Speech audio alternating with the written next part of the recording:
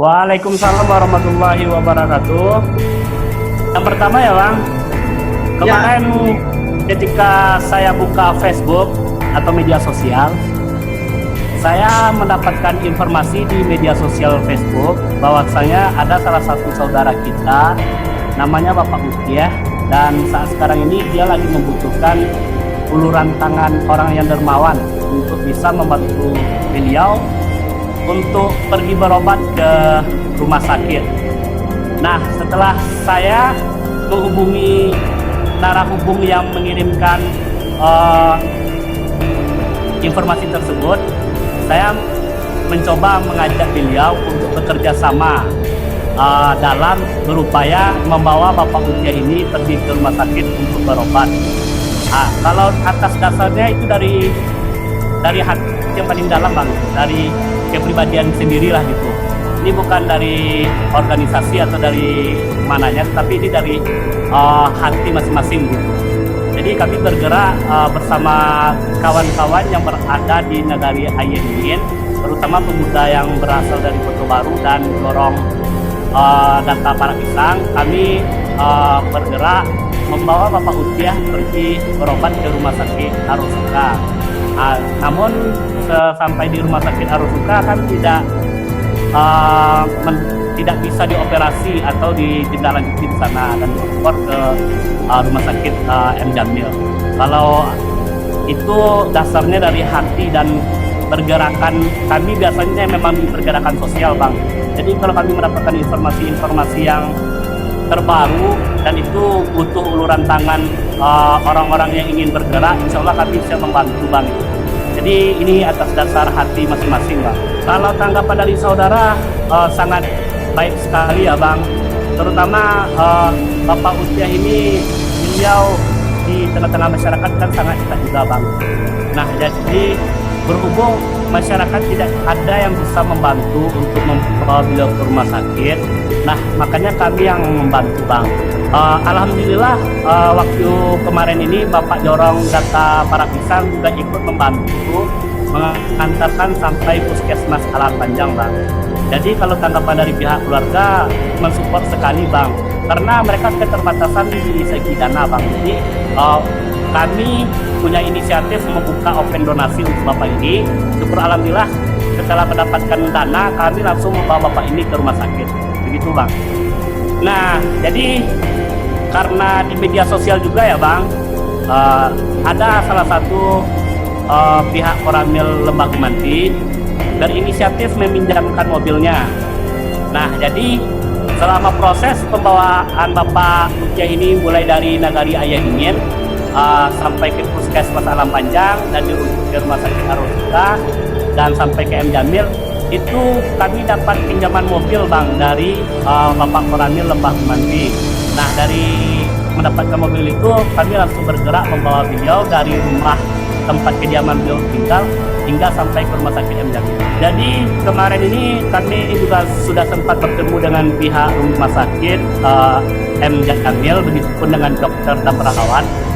Beliau mengatakan kepada kami bahwasanya Bapak Ukiah ini akan dilakukan beberapa macam lab atau sampel darah untuk mendapatkan informasi apakah nanti Bapak Ukiah ini bisa dioperasi atau tidak. Nah, untuk menunggu itu butuh proses beberapa hari Bang. Syukur alhamdulillah kemarin ini pihak rumah sakit M Jamil mengabarkan kepada kami bahwasanya hasil lab beliau ini sudah keluar.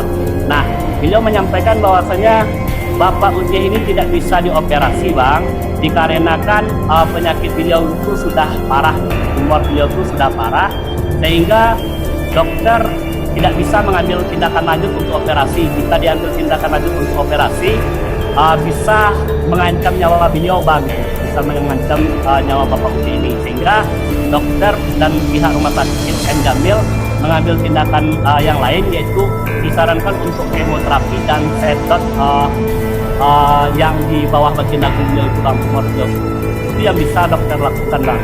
Kalau untuk itu Bang, kalau untuk biaya perawatan, biaya pengobatan selama di rumah sakit M Jamil itu syukur alhamdulillah sudah dibiayai 100% oleh Kartu Indonesia Sehat. Nah, jadi kita tidak perlu lagi mengeluarkan dana untuk biaya pengobatan atau biaya perawatan. Cuma dalam tanda kutip Bang, kita perlu mengeluarkan dana untuk keluarga yang menghuni atau menghuni Bapak Uteh ini selama di rumah sakit. Nah, otomatis kan keluarga butuh makan dan sarapan juga Bang selama di rumah sakit untuk merawat Bapak Uteh ini. Nah, dana itulah yang kita butuhkan saat sekarang ini Bang. Kalau untuk dana selama di rumah sakit, biaya pengobatan, perawatan dan lain sebagainya, insya Allah ditanggung oleh KES Bang.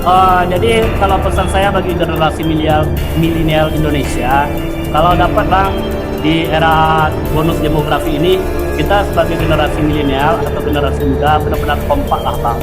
Benar-benar kompak dalam membawa arah baru bagi kemajuan Indonesia di masa mendatang. Nah, dengan kekompakan atau kesolidaritasan antar pemuda, bisa kita mulai dari nagari atau dari desa atau bahkan dari kecamatan. Nah, kita bisa memajukan Indonesia, bisa membawa bonus demografi Indonesia, itu bisa mulai dari desa Bang. Otomatis kita sebagai generasi milenial harus aktif dan kompak gitu. Dan apapun informasi-informasi yang terbaru yang kita dapatkan, kalau dapat kita memang informasikan juga kepada masyarakat dan kita sosialisasikan Bang. Karena untuk saat sekarang ini informasi-informasi kan sudah bisa kita dapatkan. Nah, tergantung bagaimana cara kita menyaring mana informasi yang valid dan tidak valid. Nah, bagi generasi muda, contohnya seperti keadaan saat sekarang ini Bang, untuk Bapak Uteh ini Bang, itu sebenarnya generasi muda baik itu dari Negari Aye Dingin maupun Alam Panjang dan Lembaga Manti khususnya lah Bang, itu benar-benar harus kompak Bang. Itu kita harus berperan aktif di dunia pergerakan sosial, karena Pak Uteh ini walaupun beliau orang ya dalam tanda kutip di bawah lah ekonominya Bang, beliau tetap keluarga kita Bang. Walaupun kita tidak sesuku dengan beliau, walaupun kita beda nagari dengan beliau, tapi beliau adalah keluarga kita. Nah, di sini generasi milenial masih kurang Bang itu, masih kurang pergerakannya di kesosialan gitu. Makanya dari itu untuk mendapatkan bonus demografi yang bagus ini, kita harus bersama-sama bergerak dengan generasi muda.